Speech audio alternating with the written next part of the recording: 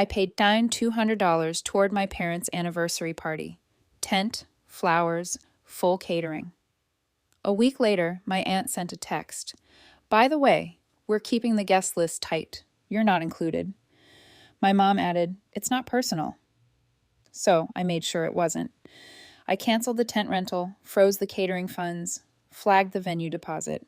The morning of the party, my dad called 17 times. When I finally answered, I said, this crossed every boundary. I mean, everyone. Over the years, my parents found new ways to treat me like a convenient button they could press when life broke down. A little handywoman, tech support, and walking bank account all wrapped up in one polite, well-meaning daughter. I never made a scene, never pushed back. Even when I felt like I was being used, I just swallowed it. Convinced myself they didn't realize how lopsided things were. But this time, this wasn't something you accidentally do to someone. I spent $9,200 on their anniversary. That's not pocket change. That's not a careless favor. That was careful planning, long nights comparing vendors, calling around for specialty items. I did it because no one else would.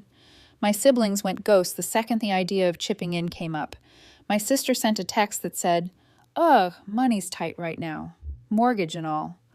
My brother said he'd see what he could do, which we all knew meant absolutely nothing. So I stepped in. Like always, I booked the tent. White High Peak, the one my mom had shown me in a Pinterest photo a year ago. I got a hold of a catering company that offered custom meal plans and agreed to accommodate my dad's annoying list of dietary preferences. I even hunted down a florist who could source blue orchids because he mentioned once in passing that they reminded him of his late grandmother. I took time off work to arrange meetings, negotiate prices, and send deposits. I didn't expect a medal. I just figured I'd be part of the celebration.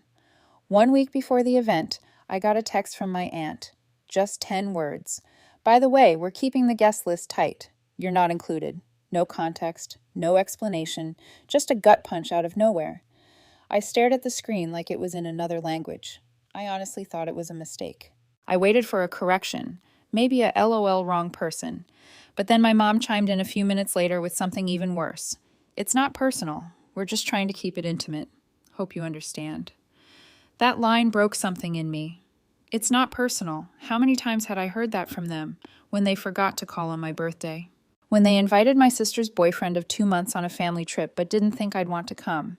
When they only remembered I existed if someone needed help with a tax return or their garage door opener stopped working? I didn't text back. I didn't ask for clarity. I opened my laptop and started making phone calls. Tent rental cancelable until 48 hours, for 8 hours before the event. Gone. Catering. I'd paid through a service that offered dispute resolution and fund freezing. Paused. The venue deposit. I flagged the payment. Cited a major change in event terms. The florist had already ordered, so I took the hit there. That was fine. I was done bleeding for people who didn't see me as anything but a tool. The morning of the party, my phone rang 17 times. My dad, then my mom, then my aunt, then back to my dad again, over and over. Finally, on the 18th call, I picked up. He said, "Aurora, what the hell happened?" I said, "It's not personal." Then I hung up. It was quiet after that, dead quiet. I sat at home that night, no regrets, just clarity. This wasn't a heat-of-the-moment move. This had been building for years. They thought they could keep treating me like a vending machine that also fixed toilets and showed up with blue orchids. Not anymore. I didn't expect gratitude. I didn't even expect an apology, but I thought maybe they'd at least reflect. Maybe they'd realize how insane it was to exclude the person who paid for the party. But no, of course not. They went silent. The day after the canceled party, nothing. No calls, no texts. Day 2, same thing. On the 3rd day, I saw it. My sister reposted a few photos someone else had taken. Probably my cousin Amanda, the only one in the family who uses Instagram like a food blog. I clicked through them with a sort of detached curiosity. No tent, obviously. The backyard looked empty and exposed. They dragged out a few mismatched chairs from the garage, a folding table for snacks, and a cooler sitting on the grass. I recognized the flowers on the table, cheap carnations from the supermarket down the road. Not even arranged, just stuffed into a glass pitcher like someone gave up halfway through. My dad stood in the background of one shot with his arms crossed, looking miserable. My mom posed for a photo with two of her sisters, eyes puffy, makeup a little uneven. They still tried to smile. The caption said, "A beautiful celebration for two beautiful people." I don't know what hit me harder, the awkward sadness of it all, or the fact that none of them had the decency to reach out and admit what they did. It wasn't until the 5th day that I got a text from my mom. Just 3 words. "Can we talk?" No explanation, no acknowledgement, just that. I didn't reply. On the 6th day, my aunt took her turn. This one was longer, a wall of text that started with, "I don't usually get involved in drama," and ended with, "I hope one day you grow out of this selfish phase." Selfish, that was rich. I'd been covering things for them for years. You know how many birthdays I paid for? How many surprise gifts I helped organize for my siblings because my parents didn't know what to buy? I even paid off a $2,800 roof repair last fall when my dad casually mentioned it during dinner, then looked at me for 5 seconds too long. They had taken my support for granted for so long that the idea of not having it felt like betrayal to them. Then my sister called. That was the moment I knew they were starting to panic. She jumped in like she was doing PR damage control, said things got a little chaotic planning the party, that maybe they should have handled it differently, but I shouldn't have overreacted. According to her, I made everyone uncomfortable and humiliated our parents. That was her actual phrase. I asked her a simple question. If I hadn't frozen the funds, how many people do you think would have said thank you at the party? She didn't respond right away. Then she said something about how it was never about the money. That's when I knew they'd never get it. To them, I wasn't family. I was an employee. They didn't have to pay. So I made a quiet decision. I was done. Done showing up for the people who only called when they were overwhelmed or in over their heads. Done offering help just to be erased from the moments that mattered. Done being useful while they pretended I was optional. The next time their internet stopped working, let them call Comcast. When the garage door jammed, they could Google it. I wasn't the family handywoman anymore. I wasn't the ATM. I was done being polite about being exploited. And I had a feeling they were going to find out what that actually meant. 2 weeks of silence. That had never happened before, not with my family. Usually, after a fight or some passive-aggressive cold shoulder from one of them, I'd cave. I always did. I'd call, apologize without saying the word, help them with whatever they were hinting at, and pretend nothing happened. That's how things worked in my family. Sweep it under the rug and keep moving. But this time, I didn't move. I stayed still and watched, and it didn't take long for things to fall apart. The first crack came in the form of a text from my brother. "Yo, not sure if you heard, but Mom's kitchen sink is acting up. Water everywhere." Like it was a casual update. Like maybe I'd want to drive 2 hours on a Saturday and get under their sink with a wrench. I ignored it. A day later, my mom reached out. "Hi, Aurora. The kitchen sink's leaking again. Not a big deal, but if you have a moment." I stared at it for a while before responding. Then I sent 4 words. "Call a plumber. Good luck." She replied almost immediately. "They're charging $350 just to look at it. Can you believe that?" I didn't respond. A couple more days went by. Then came a photo from my dad. Mold forming under the sink, the kind that spreads fast. He didn't say anything else, just sent a photo, like I'd see it and spring into action. I didn't. Instead, I sat on my couch and watched a movie. I ordered takeout. I even started sketching plans for a small bookshelf I'd wanted to build. For the first time in a long time, my evening was mine. That's when it started snowballing. The garage door stopped working. The printer wouldn't connect to Wi-Fi. Their microwave made a strange sound. Every 2 or 3 days, I'd get a new text. "Do you know anything about this? Or still have that tool you used on our gutters?" They never said sorry, never said they were wrong, just assumed I'd pick up where I left off. And I didn't. Not once. Funny thing, my life got better. I had more time, more energy. I picked up woodworking. I joined a gym.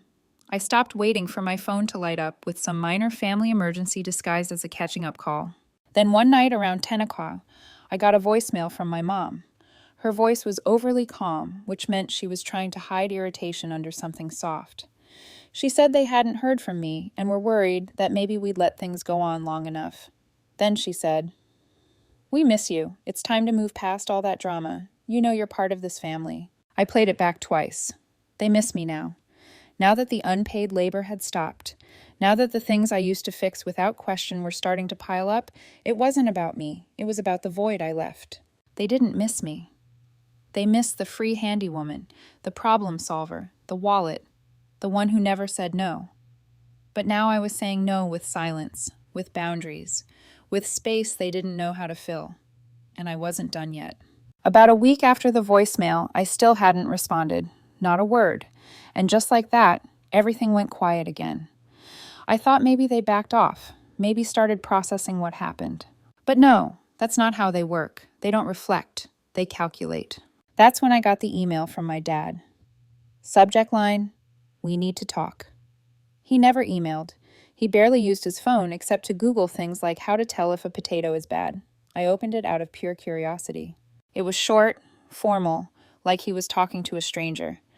Said they were in the middle of making some updates to the estate planning documents and thought it would be a good idea to have a conversation beforehand. That was the whole email. One vague attempt to draw me back in with the unspoken implication of inheritance, like I'd trip over myself to rejoin the family if money was suddenly mentioned. I deleted it without replying.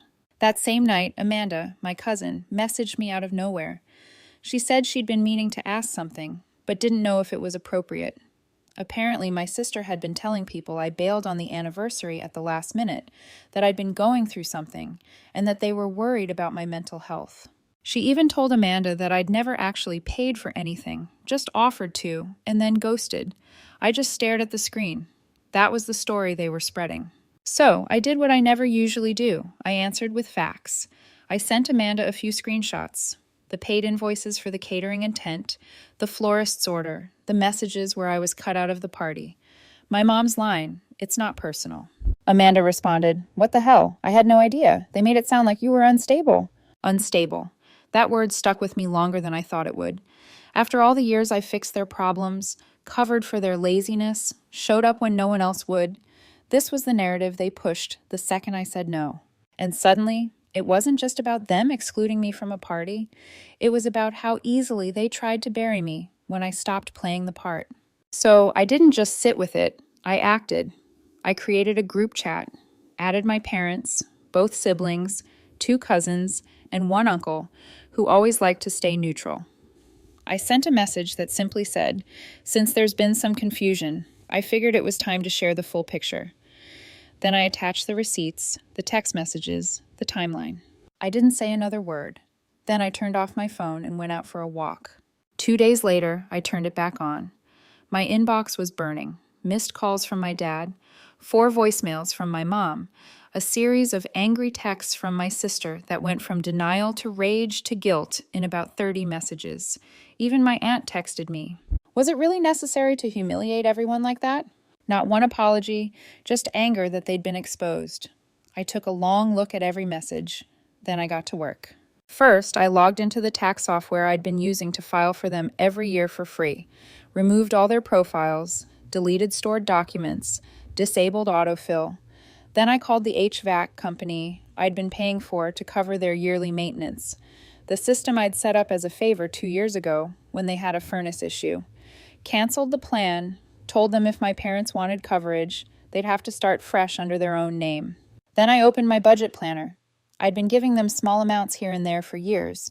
Groceries, bills, emergencies that weren't actually emergencies. All of it automatic. I shut it all off, and for the first time in what felt like forever, I felt like I could breathe. Like I had reclaimed something I hadn't even realized I lost. It wasn't revenge, it was release. And they hadn't even hit the final wall yet. By week 4, the silence coming from them didn't feel like retreat. It felt like strategy. They were regrouping. I'd seen this pattern too many times. They weren't going to apologize. They were going to wait for the heat to die down and try again, but with a different approach. They'd always treated my kindness like a currency they didn't have to earn. They never expected the supply to run out. That changed fast. My dad cracked first. He called on a Tuesday evening. No voicemail, just a call. Then he sent a message 10 minutes later.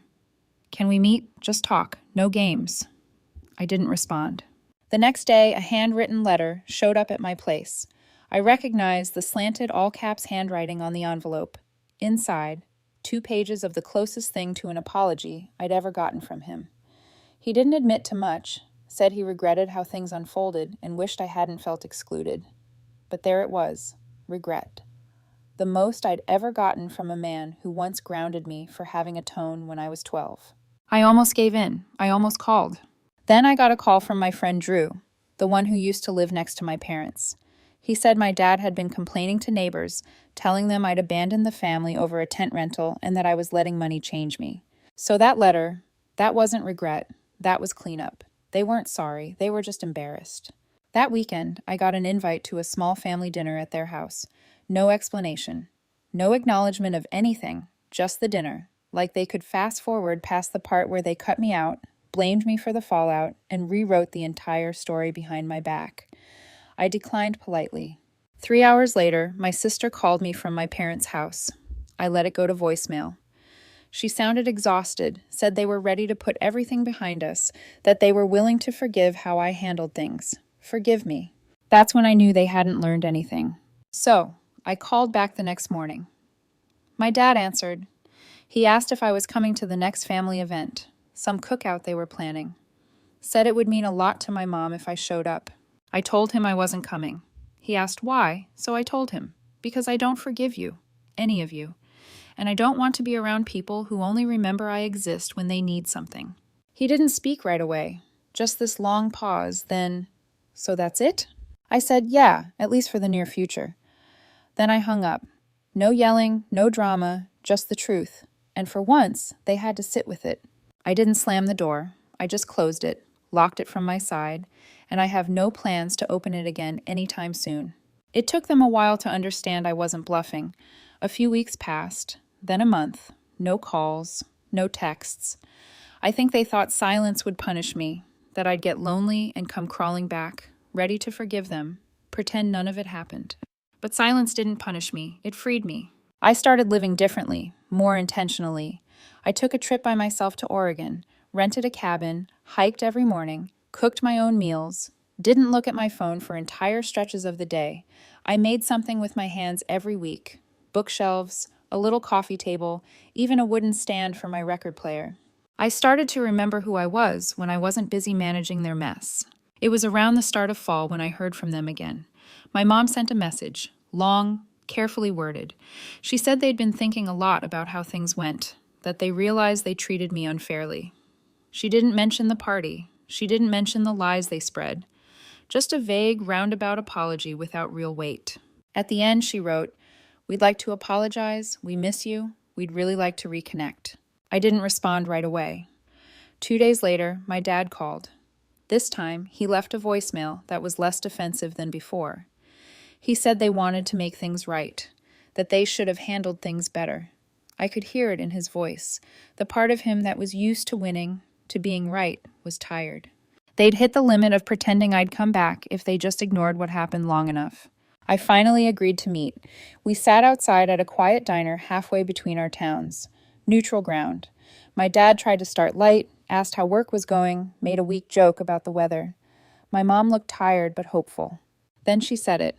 "We're really sorry, Aurora, for everything. We know we messed up." I didn't say anything right away. I let it hang there. Then I said, "Thank you." I needed to hear that, but I'm not ready to come back. And to be honest, I don't know when I will be.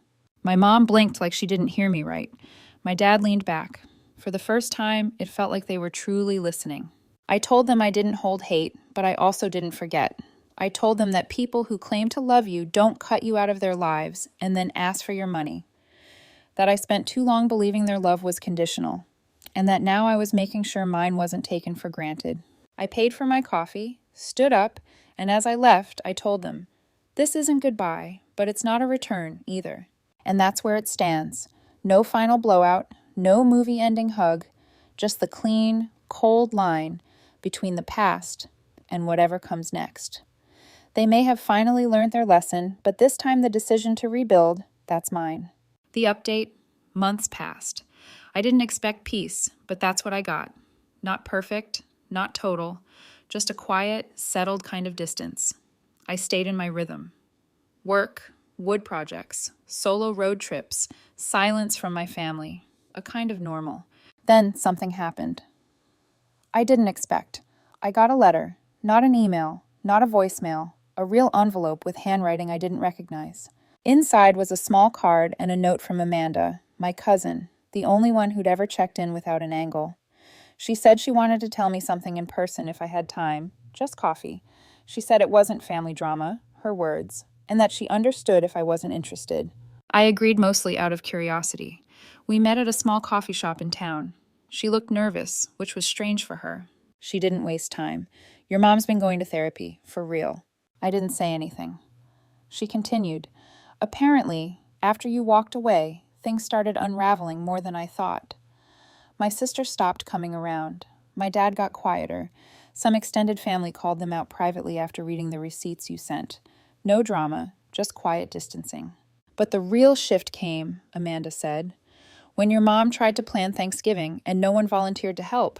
Your dad told her, we're not doing that again. That's when she apparently broke down and admitted what she'd done, not just to you, but for years. Amanda said my mom's therapist encouraged her to write a real apology, but she hadn't sent it yet. She was too scared I wouldn't care, or, worse, that I'd ignore it. I told Amanda I didn't need an apology on paper. I needed proof that the cycle was broken. Then came the second surprise. Amanda handed me a folded sheet of paper. From your dad, she said. I opened it. One sentence. I'm trying to learn how to be a dad. That was it. No signature, no explanation, just that. And somehow that hit harder than all the apologies they'd dodged for years. I didn't decide anything right away. I went home, sat with it, stared at the note for a long time. 2 weeks later, I drove past my parents' house. I didn't stop. I didn't go in. I just parked down the street and watched for a few minutes. Lights were on, TV flickering through the window.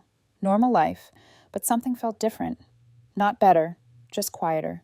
That night, I sat down and wrote a letter. Not a reply, just a message. You don't need to apologize again. What you do from here matters more. I'm not ready to come back, but I'm open to something new, something slower, something real. If that's what you want too, then we'll see. I didn't sign it with love. I just signed it, Aurora, and I mailed it the next morning. Conclusion. I don't know if there's a perfect ending to this kind of story. Families don't really resolve like TV shows with hugs and music and a dinner scene at the end. Sometimes people change, sometimes they don't. Sometimes they just get quiet enough to start listening. All I know is I stopped begging for the bare minimum. I stopped giving away pieces of myself in exchange for crumbs of connection. I stopped showing up just to be erased. And for once, they finally had to meet me where I was, not drag me back to where they were comfortable. So maybe this is the beginning of something different, or maybe it's just closure. Either way, I'm good.